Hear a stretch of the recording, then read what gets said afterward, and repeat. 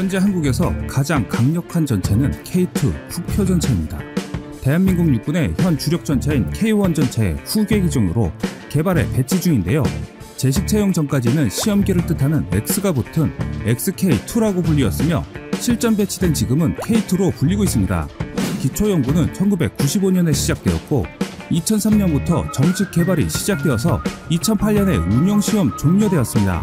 2014년부터 양산에 들어갔는데 2008년 공개 당시 언론에 공개된 수치의 단순 비교로는 미국의 M1 에이브람스를 비롯한 각국의 주력 전차와 비슷하거나 상회하는 수치를 보여줌으로써 한국의 전차 기술의 우수성을 세계에 알리는 좋은 계기가 되었습니다.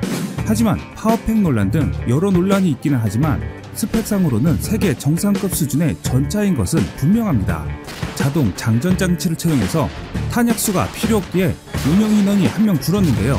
화생방 방어 능력도 좋아져서 양압 장치를 갖췄고 수심 4.1m까지 도하가 가능해 한반도 대부분의 강을 별도의 도하 장비 없이 도하할 수 있는 특징이 있습니다.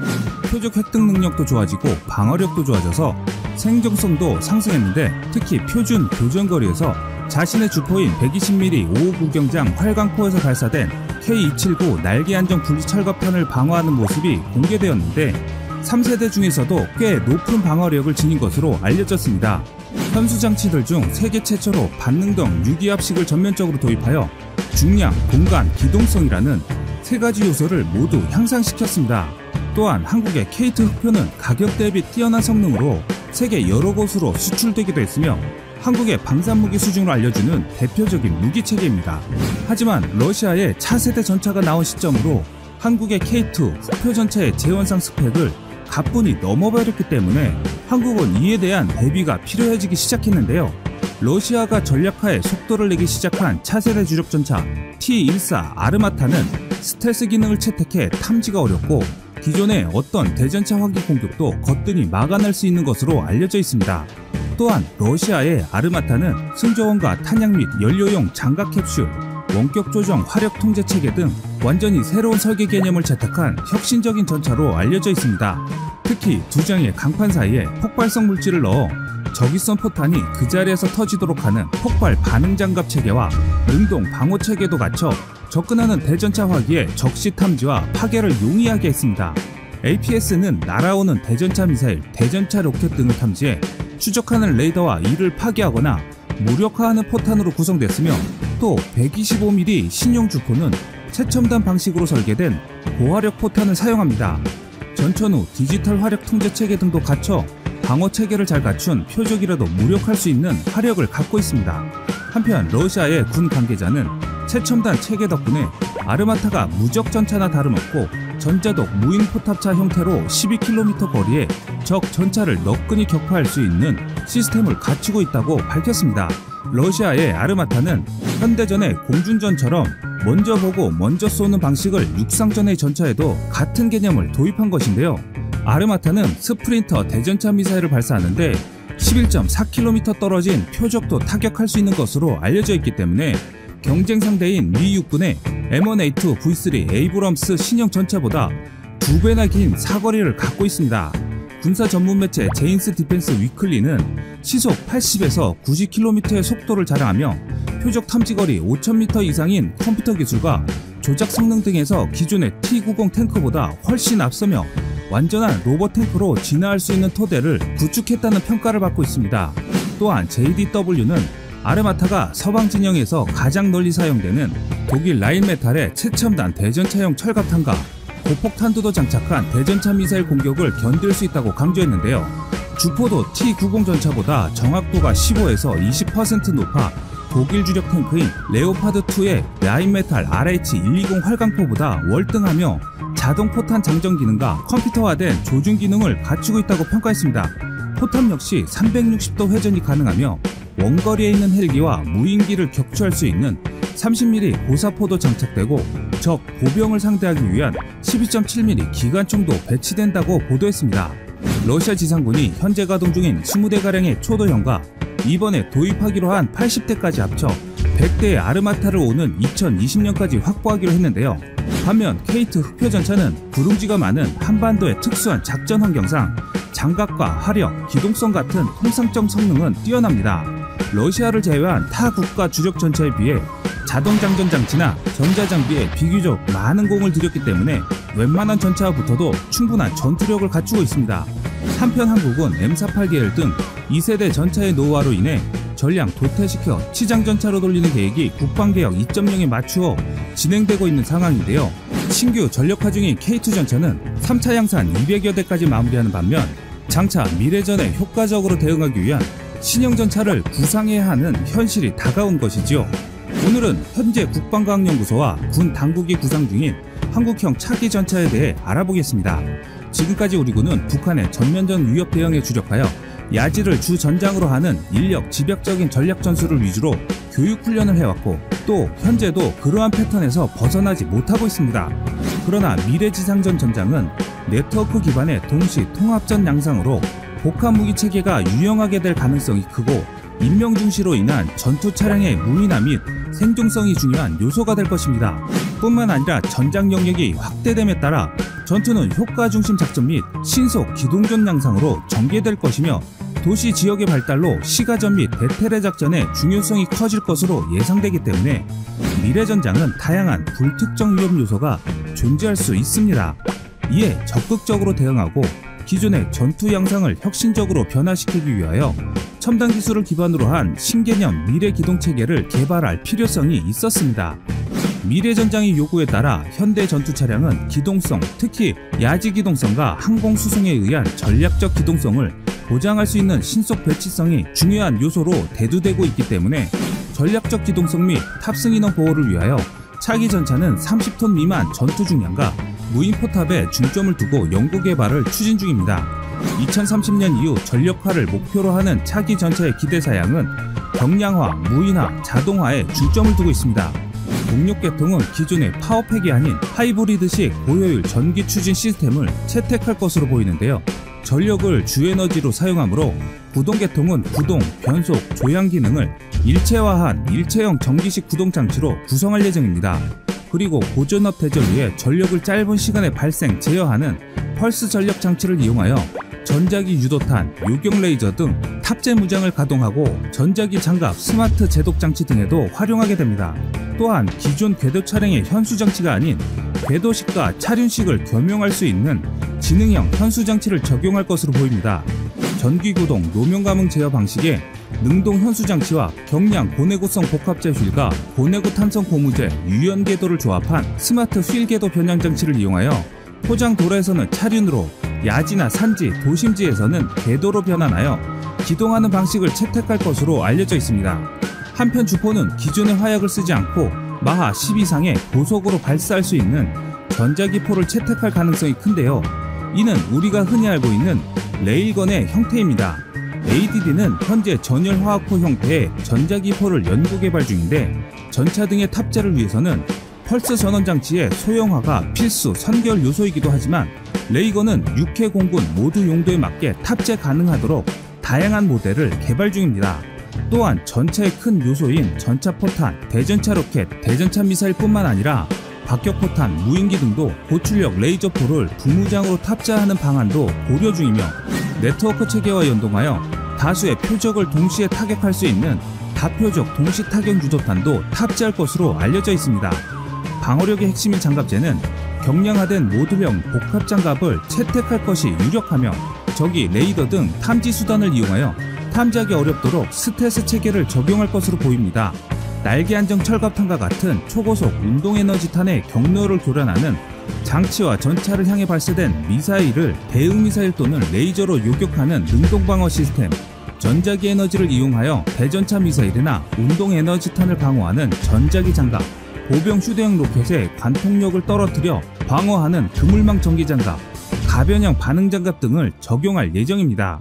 전술, 지휘통제, 자동화 체계를 기반으로 UAV, UGV, 미래 장갑보병, 항공기 등과 네트워크를 형성하여 협동작전을 수행할 수 있는 체제를 구상 중입니다. K3 전차로 가칭될 한국형 차기 전차의 차체 형상과 운용 개념은 완성된 상태입니다.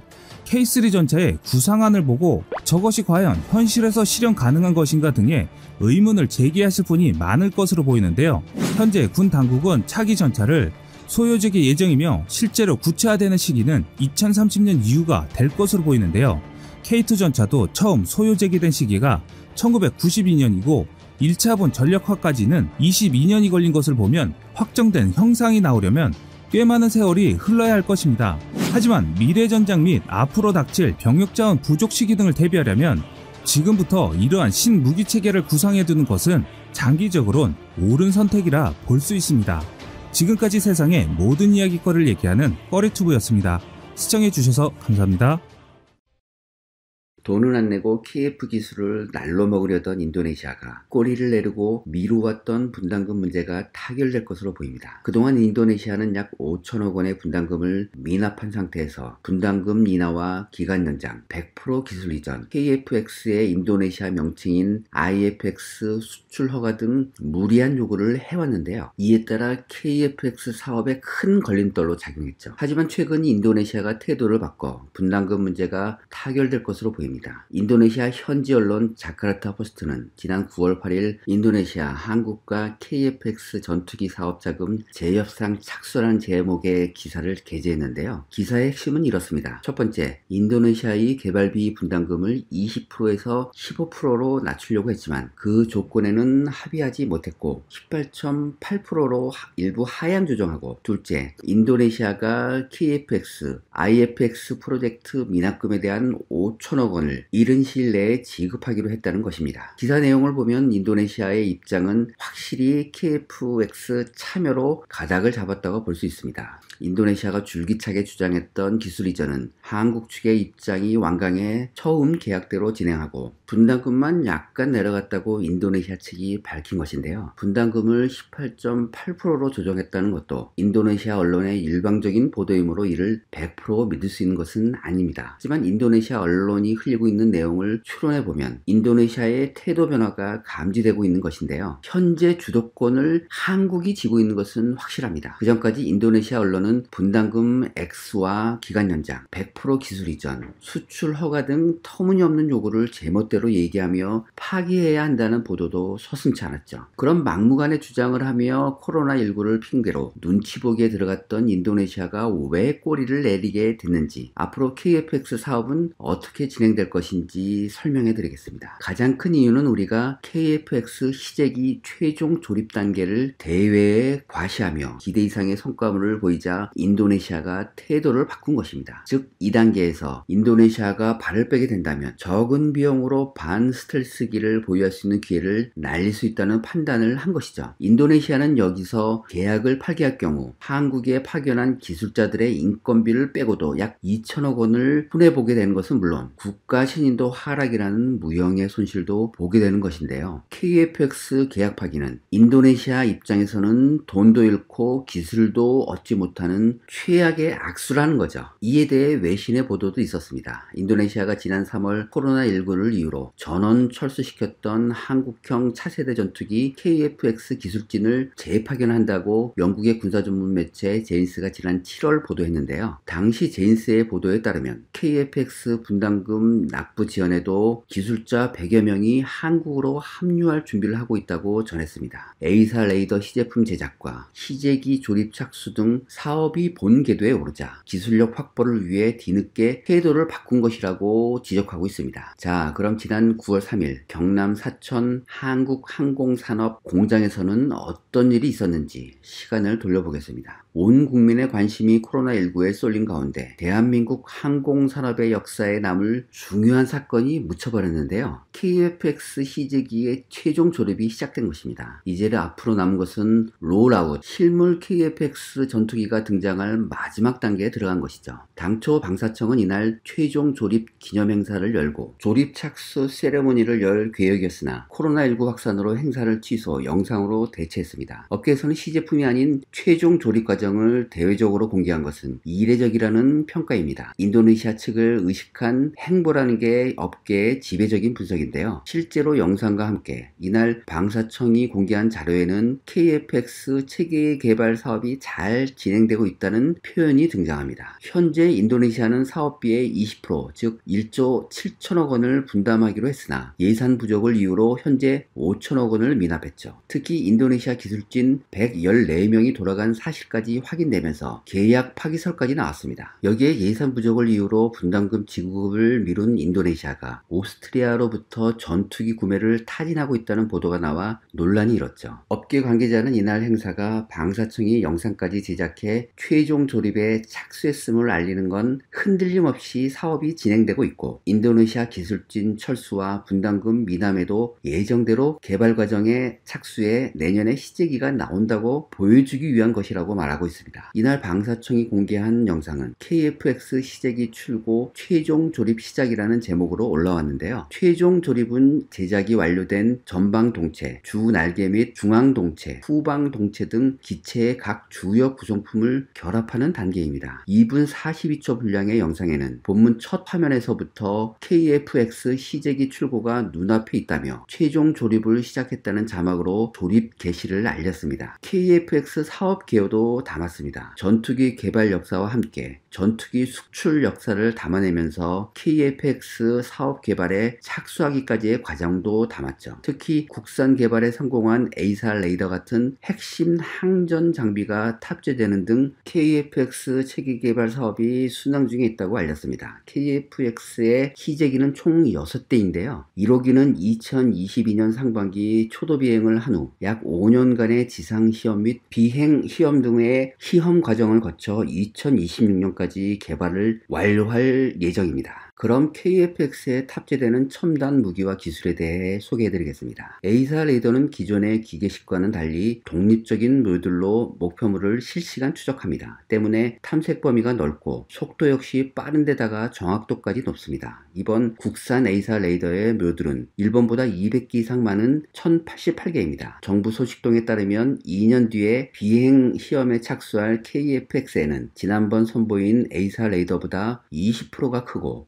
모듈도 1088개에서 1200개로 늘어난 레이더가 들어갑니다. 이런 모듈 숫자는 800개인 일본 F2나 1000개인 프랑스 라팔, 1100개인 미 해군 슈퍼 호넷 전투기를 넘어서 1200개가 박힌 미국의 5세대 스텔스기인 F-35A와 비슷한 수준으로 평가됩니다. 특히 우리 방산업체가 세계에서 12번째로 현대 항공전력의 핵심인 에이사 레이더를 우리 손으로 국산한 것인데요. 한때 기술 이전을 매몰차게 거부했던 미국의 장비에 결코 뒤지지 않는 성능으로 평가돼 의미가 더욱 큽니다. 에이사 레이더 강국인 이스라엘도 크게 놀랐던 것으로 알려졌습니다. 현지 평가에서 한국의 우수한 반도체 기술 덕분이라는 높은 점수를 줬습니다. 우리 군은 미국, 중국, 러시아가 경쟁적으로 뛰어들고 있는 극초음속 미사일 개발에 나서고 있는데요. 대륙간 탄도 미사일, 잠수함 발사 탄도 미사일과 함께 3대 해구산 전력으로 손꼽히는 공중발사 순항 미사일 개발을 위한 연구를 진행 중입니다. 군은 이들 최첨단 전략 미사일을 2026년 실전 배치할 KF-X에 장착할 계획인데요. 이 미사일의 속도는 기존의 초음속 미사일보다 2배 이상 빠른 마하 5에 이릅니다. 서울 상공에서 250km 떨어진 평양의 북한 지휘부를 향해 발사하면 1분 15초 만에 도달할 수 있죠. 극초음속 미사일로 구분되는 기준은 최소한 마하 5 이상의 속도를 내야 적용됩니다. 극초음속 미사일이 개발되면 미국, 중국, 러시아에 이어 세계 4번째 개발국이 됩니다. 이와 함께 군은 기술적으로 핵탄두 장착까지 가능한 ALCM 개발에 들어갔습니다. 미국의 ALCM은 장거리 전략 폭격기 B-52나 스텔스 전략 폭격기 B-2에 장착된 순항 미사일인데요. 국내 자체 기술로 ALCM 개발이 성공된다면 유사시 미국의 해구산 작전에 기여할 수 있는 무기 체계를 확보했다는 점에서 군의 전쟁 억제력 태세가 강화된 것으로 평가받을 수 있습니다. 군은 ALCM을 포함해 총 13종의 무기를 KF-X에 장착할 예정인데요. 유럽산 공대공 미사일 2종, 미국산 공대지 미사일 7종, 국내 개발 무기 4종입니다. 유럽산 공대공 미사일은 영국의 미티어와 독일제의 AIM-2000 제품입니다. 미티어는 음속의 4배 속도로 100km 밖에 있는 적기를 격추시킬 수 있죠. 레이더의 발달로 전투기의 공중전이 먼 거리에서 이루어지고 있다는 점을 감안하면 최적화된 미사일입니다. 미국산 미사일 7종은 정밀 유도폭탄 6종과 바람 수정 확산탄이 포함됐습니다. 미국 보잉사의 대표적인 정밀 유도폭탄은 제이담인데요. 제이담은 기존의 재래식탄의 유도장치와 날개 키드를 장착해 스마트 무기로 변형시킨 정밀 유도폭탄이며 GPS와 관성 항법장치 유도 방식을 통해 주야간 정밀 폭격이 가능하죠. 특히 군은 미국에서 성능 개량 중인 AGM-88E 미사일과 사거리를 늘린 하푼 대함 미사일의 수입도 검토하고 있습니다. ALCM 외에도 다양한 국산 미사일이 장착되는데요. MK-82, MK-84, 한국형 GPS 유도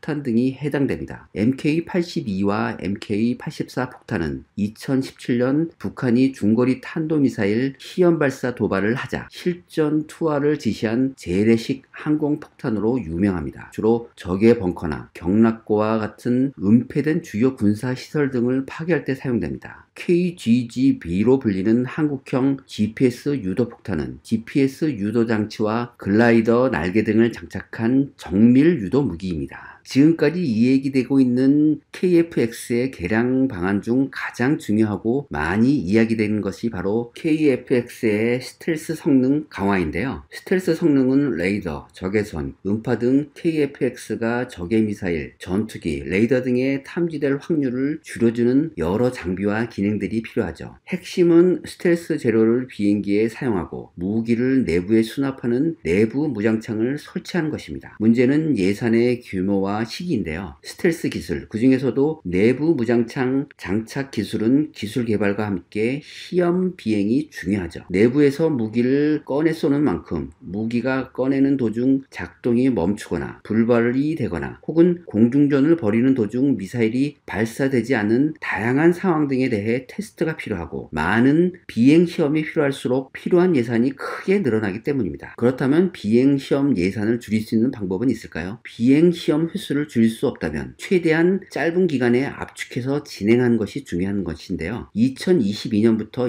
2026년까지 진행될 KF-X의 시험 비행 과정 중에 최대한 내부 무장창 관련 시험 비행을 포함하거나 2026년 비행 시험이 끝나자마자 바로 추가 시험 비행을 하는 것이 가장 경제적일 것으로 보입니다. 지금까지 여러 난관에도 불구하고 대한민국이 KF-X 사업을 여기까지 끌고 온 것은 무척 자랑스러운 일입니다. 이러한 KF-X 사업 순항에 주변국들도 자극을 받은 모습입니다. 일본은 2035년까지 F2 후속 전투기를 만들겠다고 공식화했습니다. 중국 역시 동아시아 공국력 판도 추이에 상당한 경계심을 드러내고 있습니다. 자, 대한민국 화이팅입니다.